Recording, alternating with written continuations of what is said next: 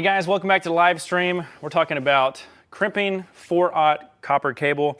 And if you don't know what the weird 4/0 means, 4/0, it's just a really chunky cable.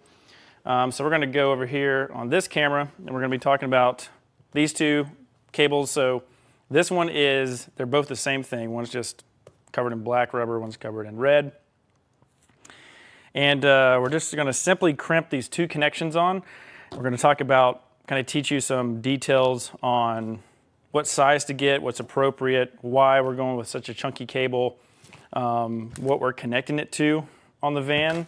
And then we're going to go through a crimping tool that you got to have, some other tools for cutting this type of cable, stripping the outer rubber off of it, and then finally we'll do some heat shrinking. And really what I'm doing is I'm getting this ready to go into the van behind me. So I need to pre-do this because we're going from, so what I did is I installed a second alternator, and that second alternator puts out a ton of juice. It's a 280 amp alternator.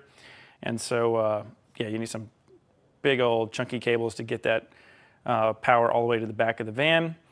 And for the customer that this van is built for, they want to go to events, but they also, since they're parked, they're not going to be able to recharge off of solar if they use air conditioning during the day. So this is going to allow them to crank their van up for about an hour and charge their battery bank back up to 50%. So they have a 600 amp hour system. So with a 600 amp hour system and solar that they're getting in, this 280 amps can almost get that to about 50% within an hour. All right, so we're going to talk about that. I'm going to hop over here to the computer real quick just to explain why we're going with such a massive, chunky cable. So if we hop on the computer over here, there's something called, it's an ampacity chart. So it's a wire gauge chart that lets you know how much current different gauges of cable can withstand. So I'm going to go grab just a bunch of cables out of my little electrical cart, and I'll show you what I'm talking about.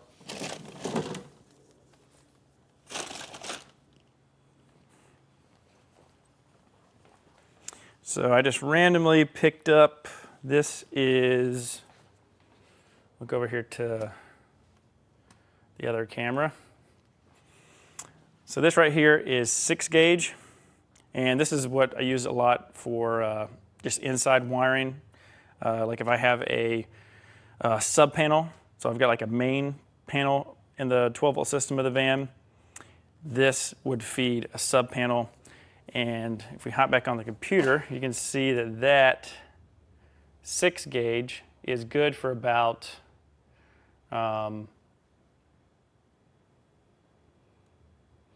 65, 75 amps.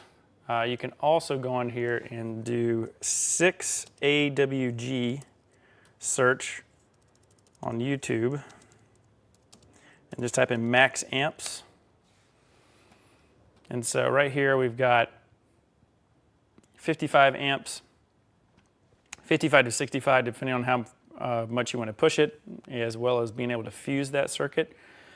But then if we type in, so this is where it gets weird. So the scale goes, the wire gauge chart, the bigger the number, the smaller the wire. So 22 gauge is very, very small wire. And then as you move up, you get to bigger wire.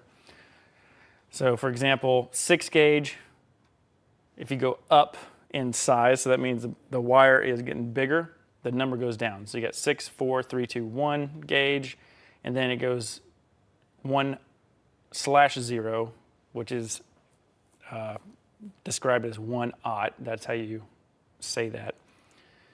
So you got 1/0, 2/0, 3/0, and 4/0 is pretty much the biggest one before you go into some crazy wire size territory. But the reason we're using that is if we go back on YouTube here, I'm sorry, Google, and we change the 6 gauge and we change it to 4/0, you're going to see that it's going to give us a number about 230 amps. So there's a bunch of different charts. You just need to look at a couple of them because depending on what you get. So this is from a company called Windy Nation. It's not sponsored, but every van that I've built, I've bought Windy Nation welding and battery cable. That's what I bought, and it's been really good, nice and robust, 4/0. But this cable is rated for 230 to 260 amps. Now, what was confusing to me is the manufacturer, not this is the regulator controller. Actually, let me hop over here. I'm talking on the wrong camera. The alternator and the regulator are going to have a max potential charging of 280 amps. But we're probably never going to see that because we also in the van have 2 additional DC to DC chargers. And those 2 additional DC to DC chargers are providing 50 amps each, so we got 100 amps of charging potential out of them. And not only that, but we have additional, those are built-in solar MPPT charge controllers as well. So the 420 watts of solar on the roof is going to always be on during the day. And so these boxes regulate all that inflow of power. So when the sun's shining, power's going into these converter boxes. When you're driving down the road and your engine alternator, so not the second alternator, but the engine alternator is running, it's on 1 channel charging. That's the DC to DC side. And then this thing right here, this is called a wake speed controller. So this is the box specifically programmed for the Nation's 280 amp second alternator that I've installed in the van. So what that means is there's the original Ford factory alternator that hasn't been touched, and then what we've done is installed a second alternator with the whole bracket system, new belt tensioner, and it's also incorporated to the AC compressor, which all that means is that whole system is driving together. AC has nothing to do with it. It just happens to be in that belt drive path. So that might be a little overwhelming for a DIYer. But to be honest, if you take your time, the instructions, the ones that I provided on my live stream, watch that video. It goes in depth on all the stuff that I saw that the manual did not incorporate. And so I added my kind of 2 cents on the stuff that was missing. So the bracketry and everything is ready to go. This is the final step. So what we're going to be doing today is crimping these wires, and then there's a massive harness that's going to be zip tied and pulled throughout the van. It's actually under the van, so I'm just going to leave it there. I kind of already have it halfway organized. But yeah, today's video is just talking about how to crimp these chunky things. But that's a little bit of background about why this video is existing today, because today's the day we're going to run this cable from the alternator to the back. And I've already found the path that I want to do, but I'm letting the RTV sealant and the hole that I drilled behind the gasoline heater, I had to relocate that. So that's all drying right now. So I need that to dry for at least 24 hours to fully cure before I start messing around with it. So that plug gland, whatever you want to call it, the entrance into the van that's water sealed, that needs to dry and set up. So in the meantime, I'm hopping over here and doing this. And it's just a good time also to teach you guys what tools you're going to need when you're doing this, because you're going to have to buy tools. You can't get away with using some wire pliers and a hammer and like an anvil crimper. So if you guys if you have no idea what that is, like, hey guys, thanks for tuning in. If you want to watch this in like 4K, it's live right now on YouTube. Just go to YouTube and then type in Van Builder HQ, and you'll see me streaming live, and you'll see a nicer image. It'll be zoomed into all this stuff.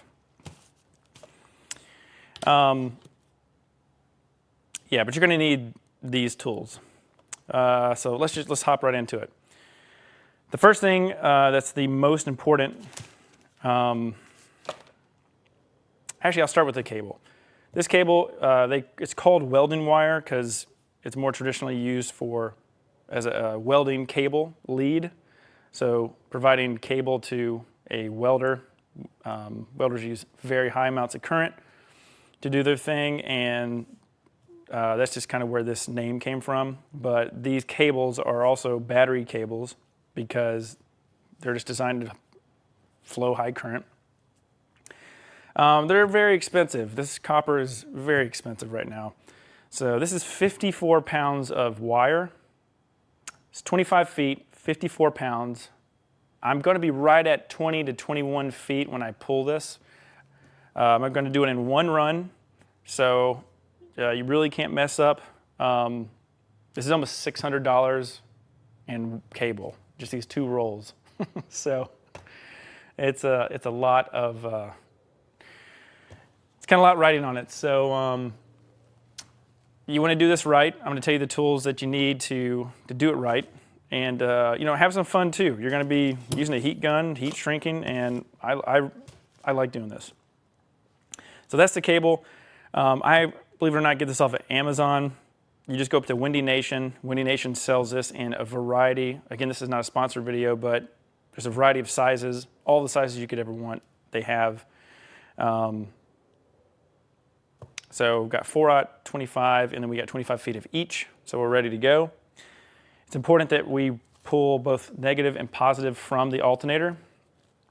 And what we're going to do is we're going to have the next step of what you want to buy is the battery lugs, or these terminals here. Now these guys, you don't want to just randomly buy these. You want to specifically try to find a UL listed part. There's a lot of stuff out of China that is, copper plated, or it's not the best grade. And when you're distributing such a high current, you want to, safety's just got to be paramount in a van. This is a lot of current. So, I mean, if they're using it for welding things, you can imagine how much current is coming through this when it's charging the batteries. So these terminals are really important. They're the connection point to whatever you're using. And one thing you want to do, and this is going to get a little nerdy for a second, but the surface area of these terminals is really important, because if you think about it, the cable can only do so much in transmitting it. Once it gets to this lug, this is what's finally putting it into whatever you're doing, whether it's the battery, the alternator output connection.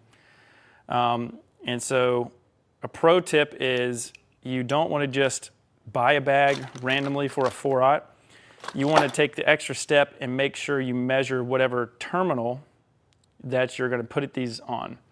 So for example, if I go and grab a battery, this is a terrible example, but this is just what I have quickly.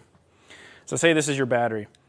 This bolt that bolts to your battery to hold your cable, the bolt size needs to be the same diameter as this right here. So I'm going to hop on the other camera really quick. There we go. So you see this one, we've got a 4/0 UL listed 3/8 hole.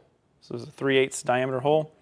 And then the second one we have today, right here, this is a 4/0 5/16 UL listed. Now it's okay that they look differently. These are both UL listed components. I believe the one on the right is tinned copper and the one on the left is solid copper. So we got two different sizes. Why do we have two different sizes? This is going to the terminal stud.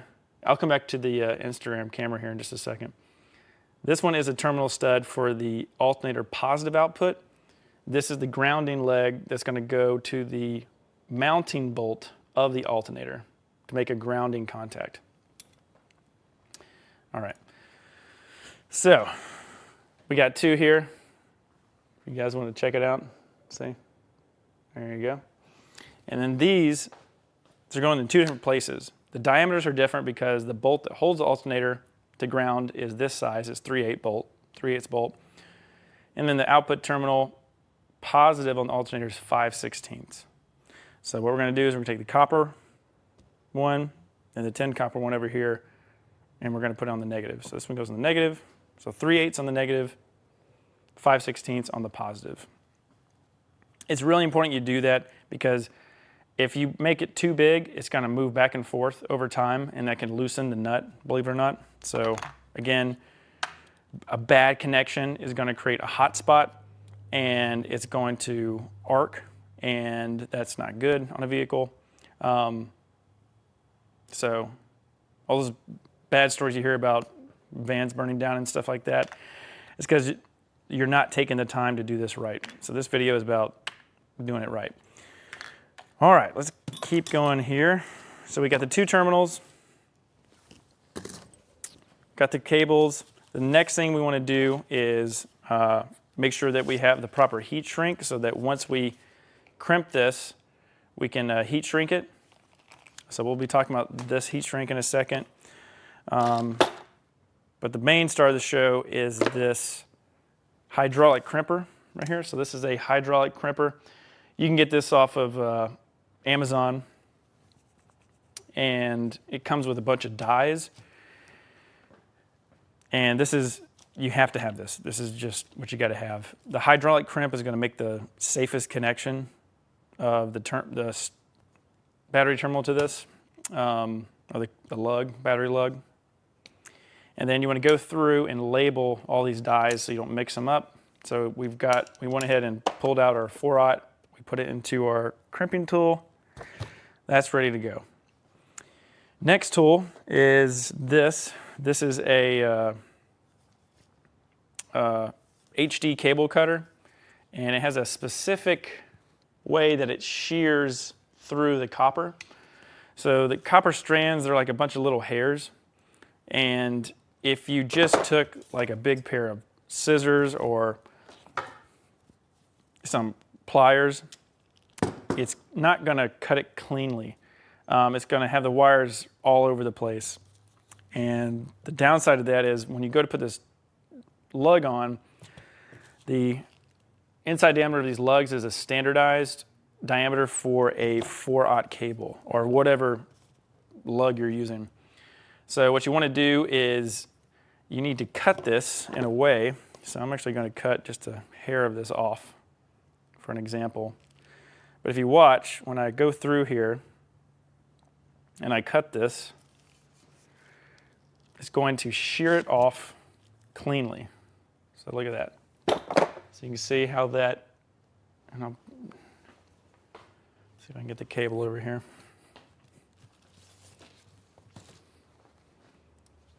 Okay, so do you see that? See how that's, I mean, that's very clean cut. Okay, and that's just not, that's going to make it so it's not a pain in the butt when we go to crimp it, which we'll see here in just a second. So this one's good. Let's see here. So this one we need to cut just to give it a nice fresh thing. So if you can do a pro job, take the time to do a pro job. You're gonna feel better about the work that you're doing. All right, next thing, you want to have a permanent marker, and you're going to want to kind of mark where you want to strip this cable.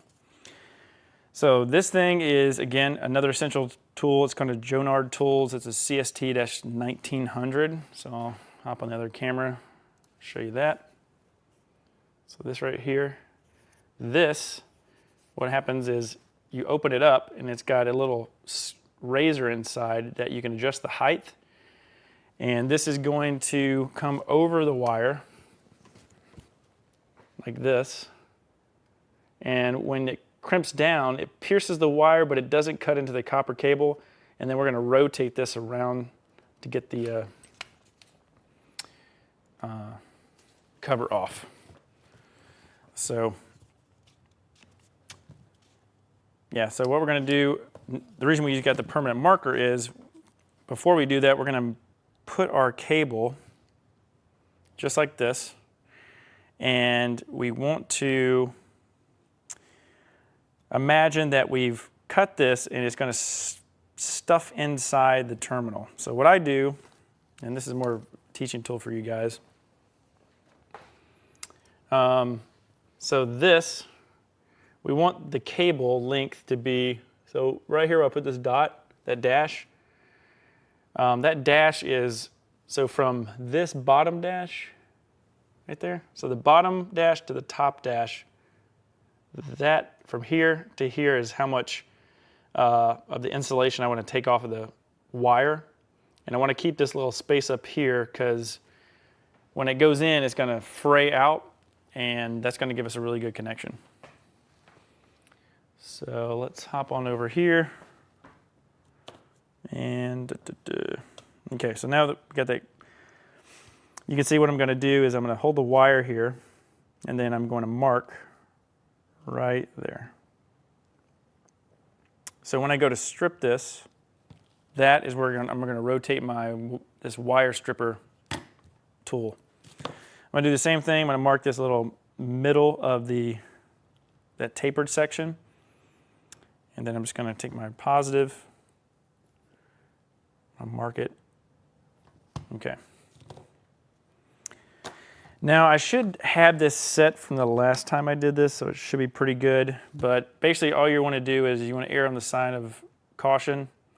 So don't cut all the way through it the first time. Just kind of figure out where your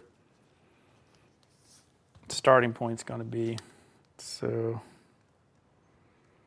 all right, so there's that.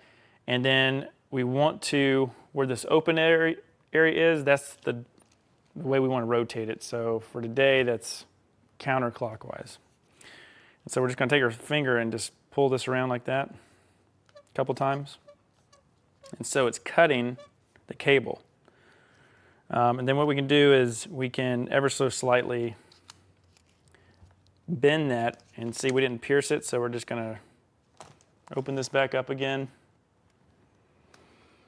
And in a perfect world, we're going back on the same score line. But if you miss, it's not the end of the world. All right, so we're just going to loop that around. And again, I'm taking my time. I can usually do this in just a couple seconds. I'm just showing you how you would dial in your tool. So this is right, I mean, it's right there. So we're just going to do a slight turn. Come back in. All right, and then we're going to do the same thing.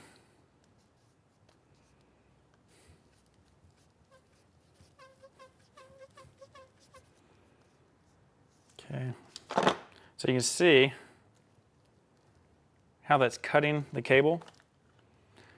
And see, you can actually do this and then just kind of break it away like that. So see what happens? See, we just took this off. There's 0 wire. We didn't cut any of the copper wires. And not only that, everything is nice and straight. So when we have our lug, see how if we're really careful, the lug will slip right on. And then all we got to do here is just work its way in. And you see I'm pushed in as hard as I can, and we've got a perfect amount inserted into this cable. So the fun part now is, so another pro tip here, I don't know where this is going to end because I got to feed it through the whole entire van back up to the top, so I'm not worried about that. But in this scenario, what I do is I actually mark the lug.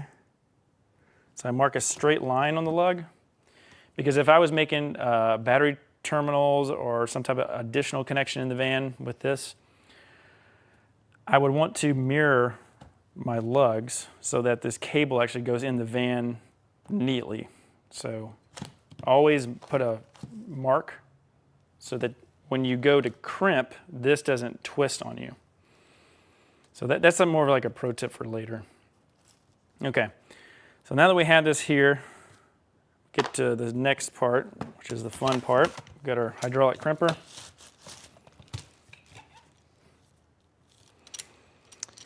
And we're just going to open this up. So we got it loose, and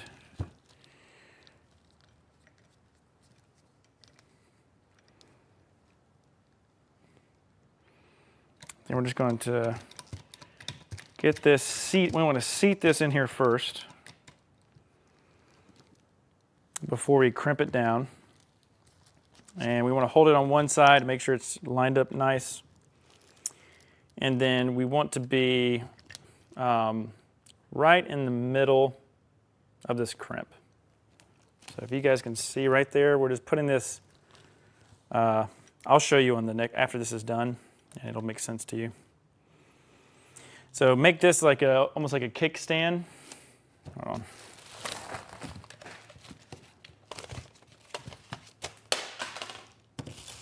There we go. So kind of make this like a kickstand, and have the table hold it, and then your hand is holding it so it doesn't twist on you. And I'm only showing you, this doesn't matter if this twisted because we're going underneath the van and I don't know where this is going. But again, practice this way so that you can make nice, neat connections on the inside of the van when you do shorter connections. So we're gonna get this right in the middle. And just keep going. There's a wheel over here that you got to lock in, and that makes sure the fluid starts to compress this.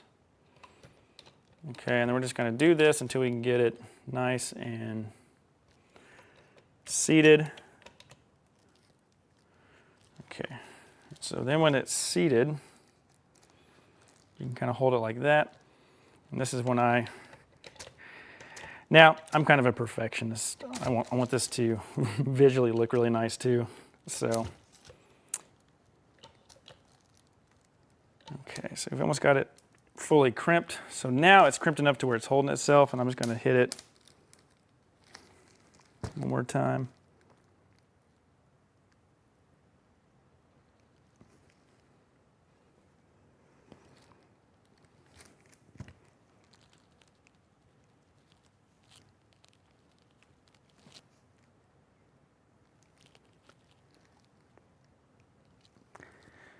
And then when you feel like you can't go anymore, I just let it set for like 5 seconds, and then I relieve the pressure. And so now you can see we've got a hydraulic crimp that's even right in the middle. And what you really want to see is, I'll show you on the other camera. You want to see this thing bubble. So if you can see this. Now, my mark's off just a little bit. That's not a big deal. But if I turn it this sideways, you see how it's this bubble right here on this front part? So that is really what you want to see. You want to see that bubble here and then back here in the back. And then what you want to do is, do everything you can to try to take that off. But the nice thing about these hydraulic crimps are they are extremely tight. So that's excellent. And then if I kind of move it around and push it, you can see that rubber sleeve will stay nice and clean. All right, and then we'll go over back to this camera. And now it's time to talk about the heat shrink. So if you go on Amazon to buy heat shrink, now this isn't my first time doing this, and it's wild that this still is like an issue. This is 1.5" heat shrink, and this is 1" heat shrink. But whatever method that they use to measure this is not, it's always random. If I order an 1.5" piece, sometimes I get something like this, which is 3 inches. So when they say 1.5", they're assuming that you know that it's doubled. But then at the same time, you can order from another manufacturer and get a 1 inch, and it's an 1.5 inches. So they're not that expensive. I ordered 2, and then I find out what manufacturer has the same correct description, and I just toss the other one. But if you order, this is my extra, but if you order from Windy Nation, they're going to give you a bag of these in a 3/8 size and then some heat shrink. All right, for the final step of this video, we're going to heat shrink this. I'm going to keep this video short. All you got to do is just, repeat the same thing on this negative cable. All right, so we got this, and we want to take our heat shrink, and what you want to do is we need to find wherever our terminal is. So I'm going to go back under the van really quick, and then I'm going to show you what mating surface is on the terminal. The reason you want to do that is when we get our heat shrink on here, so I'm just going to assume, I'm going to cut this much right here. So this is more than I need, but it's also me proving a point here. So when this goes over, what we want to do is we want to take this heat shrink and we want to push it all the way up and cover as much of this exposed metal as possible right to where that mounting location is. So I'm going to go underneath the van. I will put a little dot on here where the terminal ends, and then that's how I know much where I'm going to put the heat shrink to.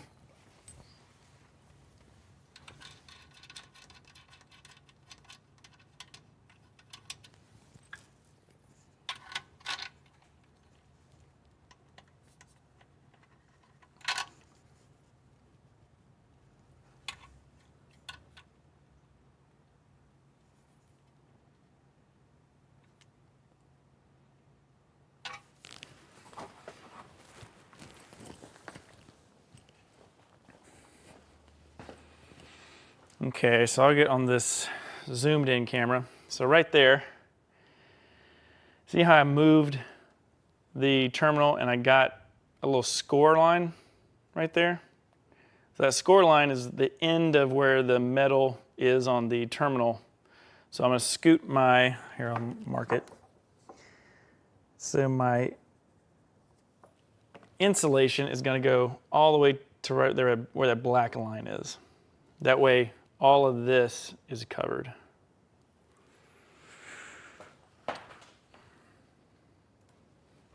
Okay, so we measured it, and so now we know that that's how much we're going to go up that far.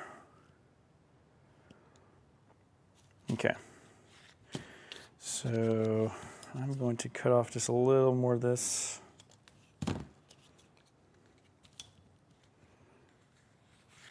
And usually what I like to do is come out about 1 inch on each side. And it depends on your what you're doing. And then before I do that, I want to make sure that this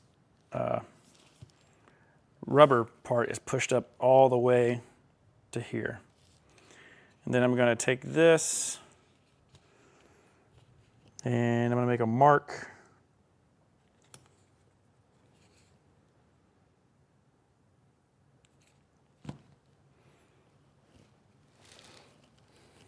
That way my heat shrink doesn't go past that dot. Yeah, and then so now we have as much of this terminal covered, and all that's left is all we need for it to touch and make connection. So to wrap this up, we've got a Warrior. So this is Amazon and this is Harbor Freight. So there's nothing wrong with getting all that stuff. What you gotta have is this stuff. You gotta have this cutter, the hydraulic crimper, this stripper, and that's to do it right. So what we're gonna do, before I turn this on, it gets loud, we're gonna heat this one side where the crease is. I like to heat the crease first and then twist it, heat the other crease. That way that crease gets pulled in and it doesn't look weird. Now, you know, nobody's really gonna care about this. I like to have it functional and look good at the same time. So we're going to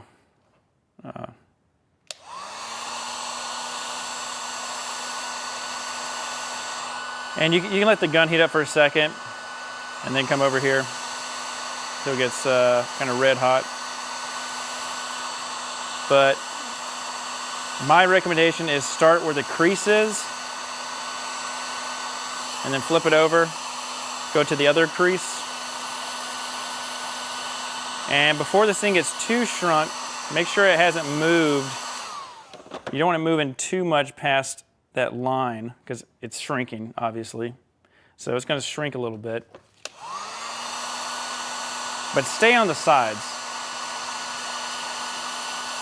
That's going to help you not get the wrinkles in this, and then you can actually come through and start to kind of neaten everything up.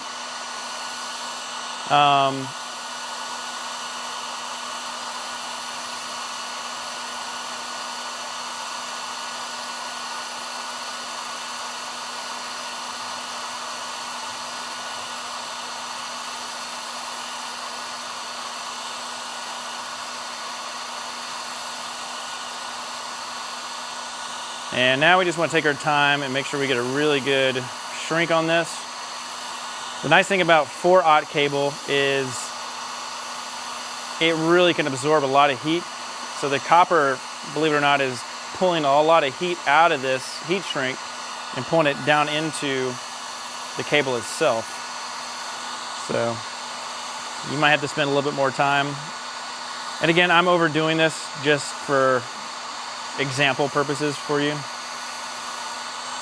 And the main reason we want to heat shrink is we want to prevent corrosion of the terminal on the inside from water and stuff like that. And so we really just want to make sure that this gets the best heat shrink possible.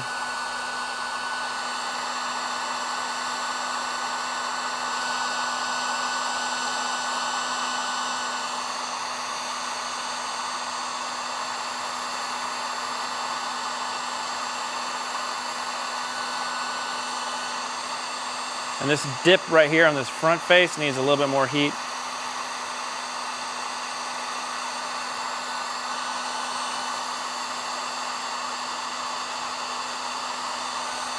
Yeah, so we're pretty much done. I'm just kind of playing around right now, just kind of showing you what to do. And again, if you have a lower gauge wire, you probably will melt if you do it that long. So for smaller wires, you know, you might be a quarter of the time that I just took to do this one. But now we got everything heat shrunk. It's nice and sealed here. So that is it. That's the video. So we're just gonna let this cool. We'll go ahead and do another one here. We'll hop on this, say hi to everybody. And we'll go to this one. There we go. So there you go. Super nice, neat heat shrink. Not me. There you go. And we've got a little dot in the back so we know our heat shrink isn't going to be cut by our screw or our bolt that hooks us to the alternator. And yeah, so we're just going to let this cool down. And now we've got this heat shrink completed.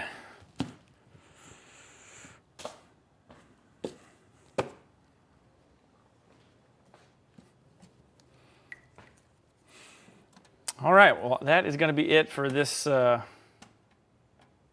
stream. Hope you guys enjoyed it. Also want to tell you guys about my DIY van build cheat sheet. So hop on over here to the computer. So I have something called the DIY van build cheat sheet. It's essentially an Excel document of the last 3 years of all my Amazon purchases that have come to the shop. So if you want a quick way to find some parts on your DIY van conversion, you can go to this link in the description below. And this has over 250 curated items.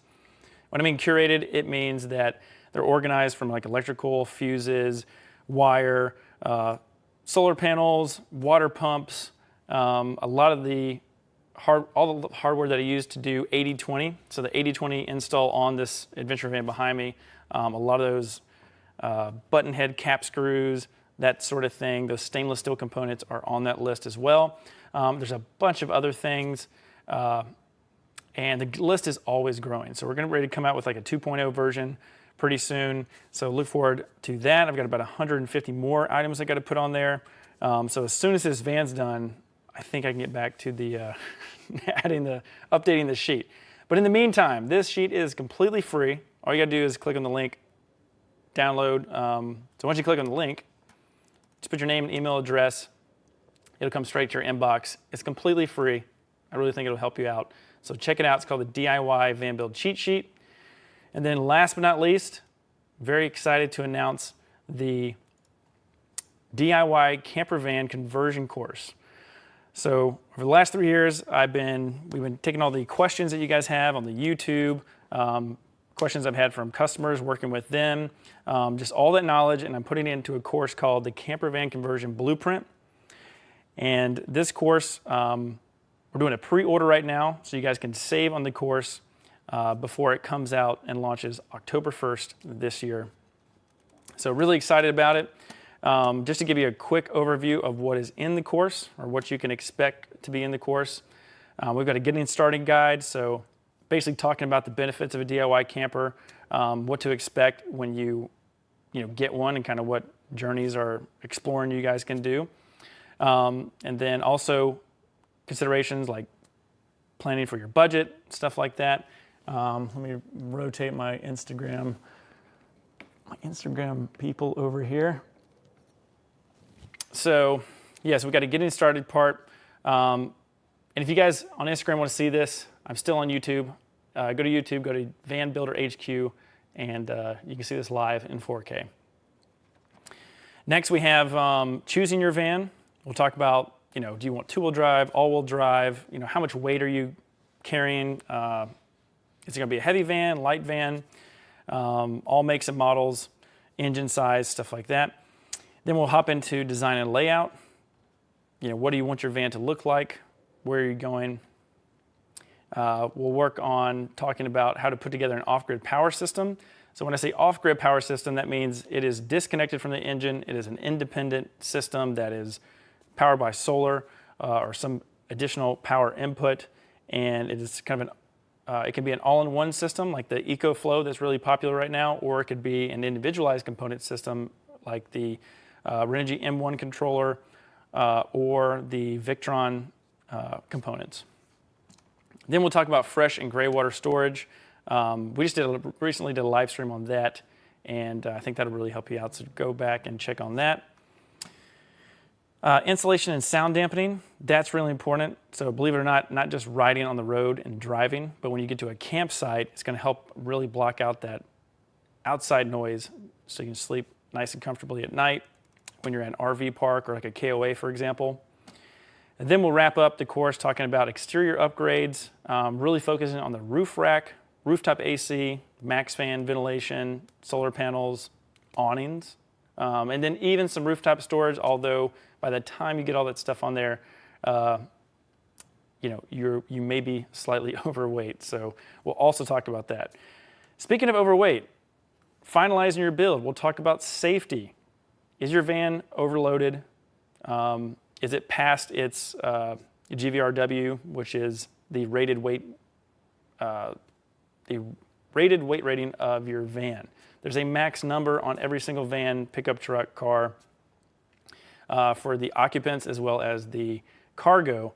And safety is top notch on this. When you really overload your van, the vehicle dynamics change and it can get really dangerous when you're driving 80 miles down the highway. So we'll talk about those considerations. We'll get into staying road legal. We'll even get into financing. We'll get into insurance. We'll get into prepping for your first adventure. And then last but not least, we're going to open up a private online community. So it's essentially a forum.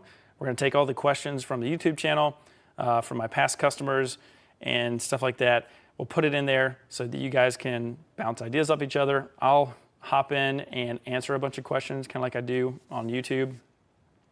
And yeah, so you'll get access to that private online community.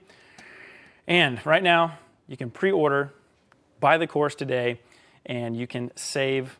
It's just a thank you for pre-ordering this course as we roll this out on October 1st. So excited to finally have this being put together. And also, not only the course, check out Van Builder HQ just in general. So this is a website. There's a blog post and there's tons of articles on this website. So these are articles that my brother and I have put together. So it's basically my brain dumped out into a blog post in detail. We go over a bunch of topics. So if you have random stuff you want to have a deep dive on, it's all here. The cool thing is all the content on here, all the photos, they're all the events that we've flown to, traveled to, interviewed, and you may have seen those videos on the YouTube channel, but if you want to go to a bunch of the shows, just watch these show tours that we do when we go out west to a couple of these van shows, as well as the ones that are in Florida. All right, that is all I got today. Thank you guys so much for watching. Make sure that you subscribe, click that notification bell. I go live randomly throughout the week, and don't want you to miss an episode. Yeah, click the notification bell. There's something randomly today that I might hop back online and talk about. If you have any questions or comments on the electrical system, other than kind of what we did today with the wire crimping, put that into the comments below. And then always check in for a live stream where you can ask questions live when I'm on YouTube. And for everybody that's on Instagram, thanks so much for watching. Trying to get all the streams here and having a lot of fun. But yeah, we're going to go ahead and sign off. Thank you guys so much for watching. We'll see you guys in the next live stream.